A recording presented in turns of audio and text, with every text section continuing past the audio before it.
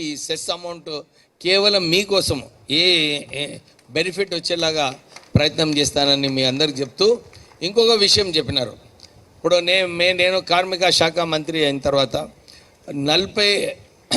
65 ITI సెంటర్స్ని ఈ centres అన్నీ కూడా మోడర్నైజ్ చేయడం జరిగింది. దాంతోపాటు 46 అడ్వాన్స్ టెక్నాలజీ సెంటర్స్ కూడా స్థాపించడం జరిగింది. ఒక మంచి ఐడియా ఇచ్చినారు. నేను మా డిపార్ట్మెంట్లో ఇదే చెప్తున్నాను, మీరు ఈ కొత్త జనరేషన్లో కొత్త ఉద్యోగాలు ఏదైతే కల్పించాలో వీళ్ళకు ట్రైనింగ్ ఇచ్చేలాగా చేద్దాం. మనము వీళ్ళకి ట్రైనింగ్ ఇచ్చినప్పుడు ఇమ్మీడియట్లీ వీళ్ళకు బయట జాబ్స్ దొరుకుతాయి.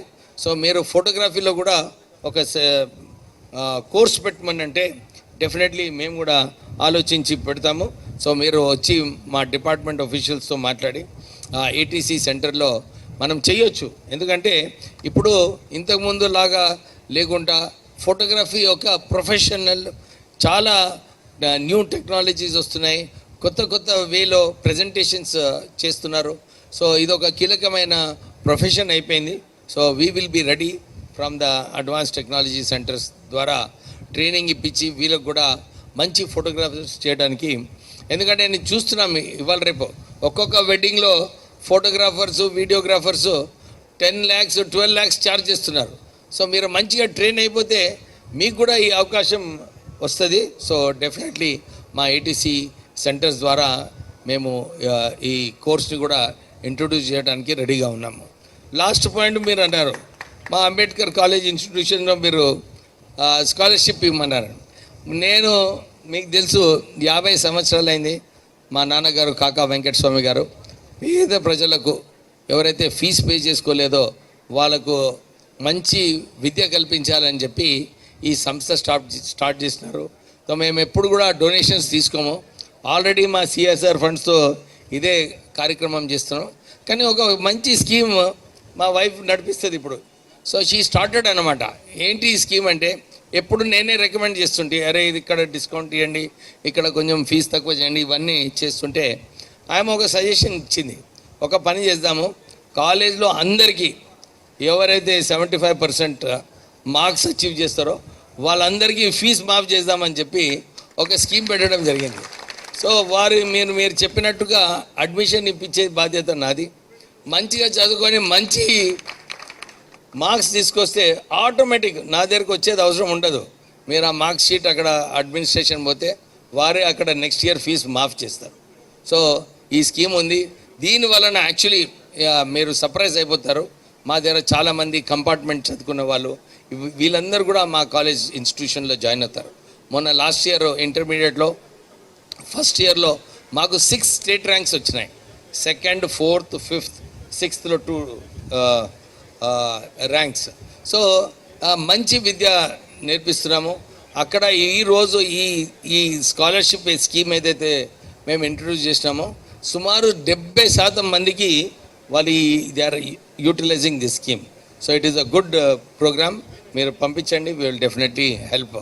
మా సతీష్ ఉన్నాడు, ఫోటోగ్రాఫర్ అసోసియేషన్ ఎప్పుడు ఎంట పడుతుంటాడు. తెచ్చి స్లిప్ ఇచ్చినాడు, సార్ మీరు ఫోటోగ్రఫీ భవన్ కరీంనగర్ గురించి మాట్లాడాలని చెప్పి. సో పెద్దపల్లి గురించి ఇప్పుడే మీకు మా వంశీ ఉన్నారు ఎంపీ ల్యాండ్ ద్వారా మీకు 10 లక్షల రూపాయలు ఇమీడియట్లీ నేను శాంక్షన్ చేపిస్తాను. మీరు ల్యాండ్ చూసుకోండి. 10 లక్షలే కాదు, ల్యాండ్ ఉంటే డెఫినెట్లీ రేపే ఎస్టిమేట్ ఇవ్వండి. నేను మా వంశీకి చెప్పి రిక్వెస్ట్ చేస్తే ఆయనకు ఇస్తాడు. ఎందుకంటే సతీష్ ఆయన చాలా సతాయిస్తూ ఉంటాడు ఎప్పుడు ఫోన్లు చేసి. సో ఆయనకు కూడా సతీష్ ఫోటోగ్రాఫర్స్ గురించి తెలుసు. సో డెఫినెట్లీ మీకు 10 to 15 lakhs మీకు శాంక్షన్ చేస్తామని చెప్పి మీ అందరికీ మాట ఇస్తూ, ఇంతకుముందు ఒక వ్యక్తి ఫోటోగ్రాఫరు యూనిటీ ఈజ్ స్ట్రెంగ్త్ అని చెప్పి వారు ఫోటోగ్రాఫర్స్ యూనిటీ ఐక్యత ఉండాలని చెప్పినారు. అన్ని అసోసియేషన్స్లో నేను ఇదే అడ్వైజ్ చేస్తూ ఉంటాను. అసోసియేషన్ స్ట్రాంగ్ ఉన్నప్పుడే మనం ఏదైనా గవర్నమెంట్ నుంచి ఎక్కడైనా డిమాండ్ చేయవచ్చు. అసోసియేషన్ స్ట్రాంగ్ లేకుంటే ఎవరు కూడా ఏం చేయలేరు. సో మీరు ఈ అసోసియేషన్ ఇట్లానే స్ట్రాంగ్ పెడుతూ మంచి కార్యక్రమాలు చేస్తున్నారు, మీరు కంటిన్యూ చేయాలని చెప్పి మీ అందరికీ మళ్ళొకసారి అభినందనలు చెప్తూ ముగిస్తున్నాను. జై హింద్. సార్ మీరు కేవలం పెద్దపల్లికి మంత్రివర్యులు కాదు సార్, రాష్ట్రం మొత్తానికి మంత్రివర్యులు సార్. మీరు హైదరాబాద్లో ఫోటోగ్రఫీ భవన్ గురించి చెప్పాలి సార్.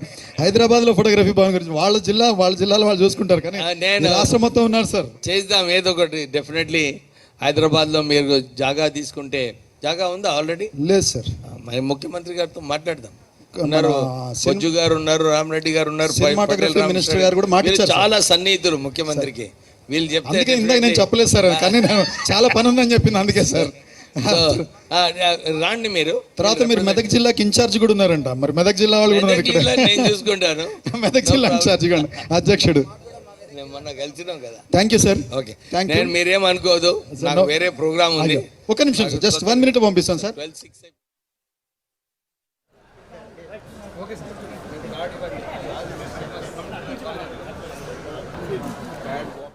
కాలగర్భంలో కలిసిపోయిన చరిత్రను సజీవంగా ఉంచేదే ఫోటో.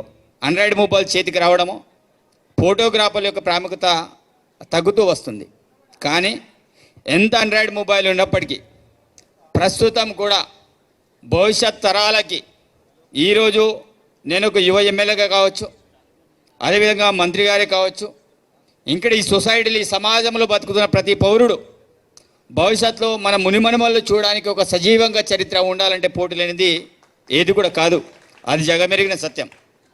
కాబట్టి ఫోటోగ్రఫీ విషయంలో మీ అధ్యక్షులు గారు చాలా అనేక విషయాల్ని చెప్పడం అనేది జరిగింది. వాస్తవంగా ఈరోజు ఫోటోగ్రఫీ లేనిది ఏది కూడా లేదు. వాస్తవంగా మీడియా సంస్థ కూడా ఫోటో లేనిది అది పనిచేయలేదు. రాజకీయ వ్యవస్థ అయినా ఫోటోగ్రఫీది పనిచేయలేదు. ఏ వ్యవస్థ అయినా సరే ఒక చరిత్రను సజీవంగా ఉంచుదామంటే కంపల్సరీ ఫోటోగ్రఫీ అనేది అవసరం. ఆ రోజుల్లో తీసుకునే ఫొటోసు ఈ రోజుల్లో ఉన్నాయి. అదేవిధంగా మార్లవహిలో గ్రామంలో ఇప్పటికీ హైమండ్ రాప్ సంబంధించిన ఫోటోలు, ఆ రోజుల్లో హైమండ్ రాప్ గారు ఆ ప్రాంతంలో వచ్చి ఏ రకంగా సందర్శన చేశారు, ఏమేమి చేశారు, సజీవంగా ఫోటోలు అంటే కారణం ఏంటిది? ఆ రోజుల్లో తీసిన ఫోటోలు తప్ప ఇంకేవి కూడా కాదు.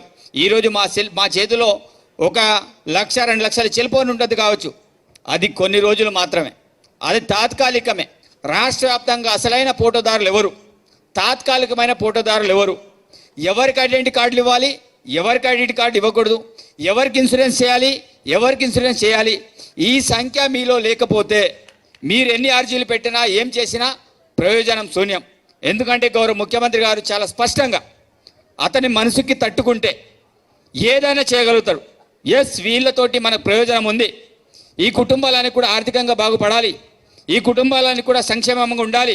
ఈరోజు ఫోటోగ్రఫీ యొక్క విలువ చాలా ముఖ్యమైనది.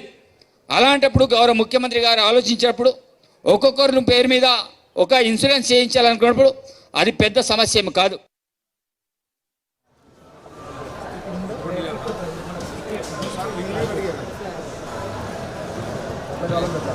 కలర్స్